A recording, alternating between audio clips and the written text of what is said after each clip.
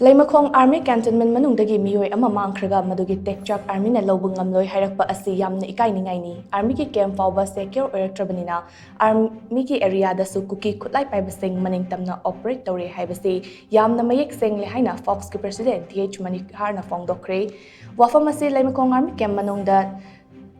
Subatika gi thabak yengba chatkiba loitang khunom maning lekaidagi laisrum kamal babu kauba ama mangkibaga mari leinana kanto sabalda junction kiba miyam gi khongjang amada mahakna phongdokkibani mahakna makha tana hai Indian Army na khurak hangdana leidiba LEIMAKHONG Army cantonment manungdagi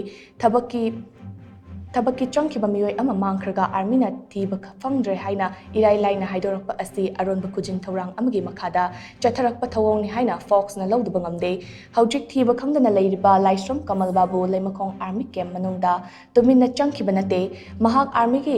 entry gate da masagi sign na chingba sing tawram laga changkibani army ki mityang makhada ifong na changkiba mioi ama mangkre tiva khamdre haina irai laina hekta hairakpa asidi aron ba agenda amagi makhada chatharakpa thawong ni haina lodba ngamde thawong asidi meitei sing nongmagi khara leptana hatlakpagi mawong ni masida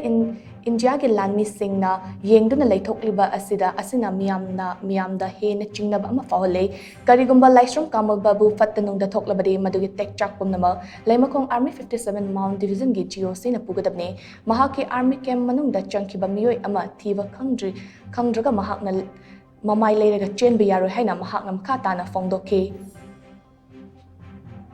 asigumlaba lurba tanja asida army gi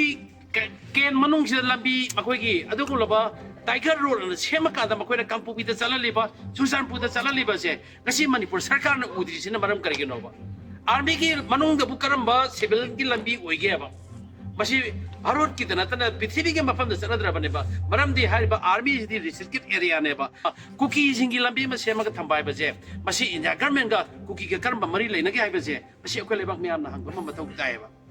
adugumloba hidden agenda malakanda makhoi Manipur gi adugumloba hareba kuki kangbu singi manaraka da ngasi maitei nomo gi hanaba gi adugumloba hidden agenda leibra haiba je ngasi lebak miyam hangba ma thok dai ba aduna ni ngasi Focs na akhoi hal leriba MLA tara je masi hoi terrorism law thok kadam ne law je makhoi tara je terrorism law thok kanda lebak si ingada bane ba masi Manipur sarkar na masi hona biu haiba ne ba masi bauta ngasi bauta hona de ba adu iba tar ga de khoi nomo gi sidana